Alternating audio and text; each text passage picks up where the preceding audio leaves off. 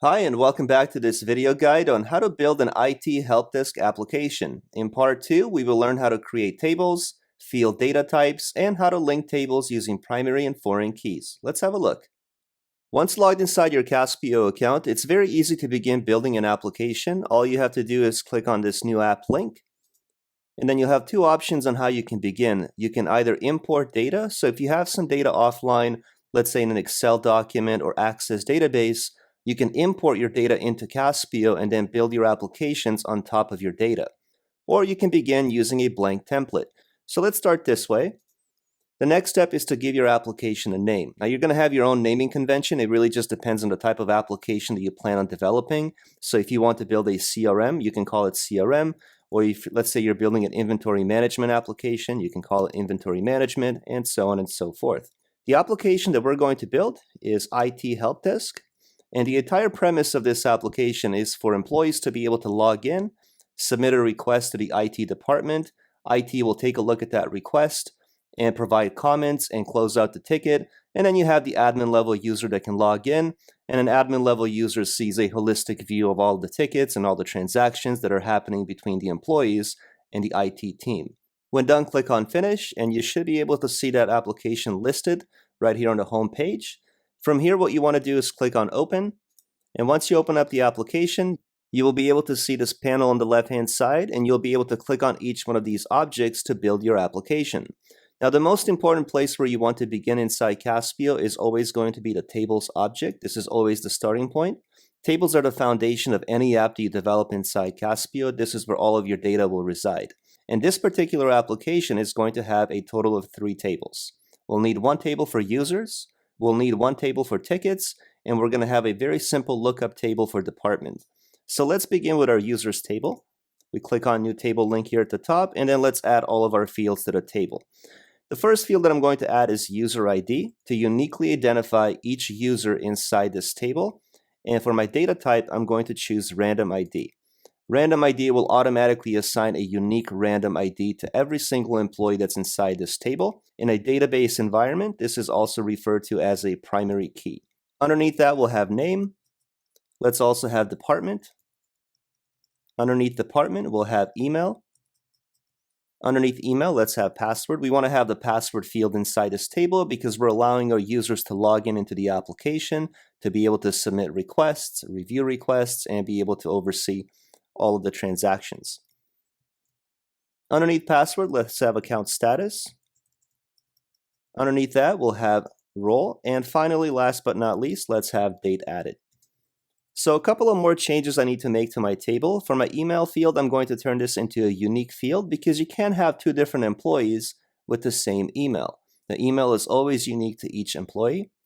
For my password field, we're going to change this to a password data type, so it's encrypted on the table level. Account status will turn into a checkbox, simply because I want the admin level user to be able to make users active or inactive. So instead of deleting somebody from the table, we can quickly deactivate somebody's account by unchecking the box, and this user will no longer be able to log in. The role field is going to be used to differentiate all of our admins from the IT users and all of the low-level users that can log into the app. And finally, date added, let's turn this into a date and time data type so that we can know what date and time this employee was added to the database. When done, just click on Save to save this table, and let's give it a name. I'm going to call this ITH_TBL_users. ITH for IT Helpdesk, TBL for table, and then users because this table will contain all of my user-related information. So let's hit Finish. From here, what I like to do is open the table and quickly add some fictitious data to my table so later on we can have some information to test the application with. So let me quickly add 3 users to this table.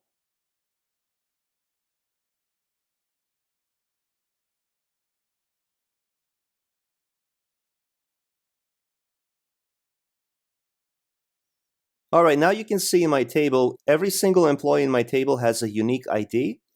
We know what department they belong to. Every single email is unique. All the passwords are encrypted. At the moment, they're all active. And based on the role field, we know who the admin is, we know who the IT department employee is, and we also know who the user is. Of course, your table will probably have many more employees, and each employee will be tagged with its own specific role. And last but not least, we have the field for date added, and we can see what date each employee was added into the table. So I recommend that you open up the table as well and also add some dummy data to it so that later on you can have some information to test with as you're testing out the interfaces on the web. Let's go back out to the table menu and let's build our second table that's going to contain all the ticket information. So we're going to need to build a new table here. And again, the very first field I'm going to add is a ticket ID to uniquely identify each ticket inside this table. Once again, I'm going to choose random ID. And let's add all the fields to this table. Let's have summary. We're also going to have description. So underneath description, let's have assigned to by ID. We need this field inside this table because we want to know which one of our users we're assigning this ticket to. So this field is needed. Let's also have priority. Underneath that, let's have attachment, just in case we want to attach an image or a document as we submit this ticket for review. Let's have ticket status. Let's have created by ID. We want to know which one of our employees actually created the ticket, so that's also important. Underneath that, we'll have date created. Let's also have comments. And last but not least, let's have date closed. So for my description field, we want to change the data type to text 64,000 because we want to be able to store up to 64,000 characters inside that field. Assigned to by ID will be text 255 because we want to stamp the random ID from the users table into this table. So the correct data type needs to be text 255. For my attachment field, we're going to change the data type to file because we want to be able to attach a document. Date created will be a date and time data type. Comments will also be text 64,000. And date closed will also be date and time. Once you're done modifying all of your fields and each of the data types, go ahead and hit save and give your table a name. So ITH, TBL, tickets. You should now be able to see two tables, and let's build our very last one. It's a very simple lookup table for departments. It only has one field. I'm just going to call it department. Hit save. Let's also call this ITH, TBL, department, lookup. And the last thing that you want to do is simply just open the table and list down all of the departments that your organization has. I'm going to list a few here. Let's have marketing. And also IT. Once you're done inputting all of your lookup table values, go back to the tables. And the last thing that I want you to do is click on the relationship screen and just connect your two tables together. And the two tables that this application contains are the users table and the tickets table. We don't need to connect the department lookup table because we're not going to be stamping any primary and foreign keys. So with this screen, you can move around the tables however you want. If you come from an Access background, this screen will look familiar to you. You can rearrange your tables however you want. But this screen is very important because it helps you understand the schema and how all of your tables are linked together using primary and foreign keys. You can also expand your tables if you need to, be able to see all of the fields. And the way these two tables are linked together, we're going to be stamping the user ID into this field because we want to know which user we're assigning this ticket to. So when you let go, you're going to get this pop-up window.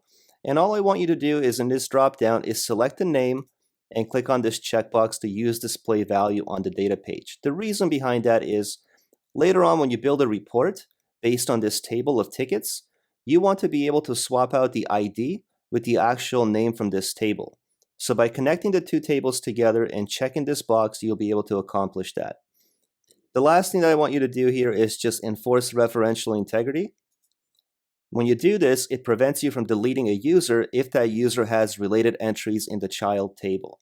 Because if you don't enforce referential integrity and you delete a user, and this user has linked tickets, now you're going to be leaving a lot of records orphaned. They're not going to be linked to any of the parent table values. So when you're done, click on Create.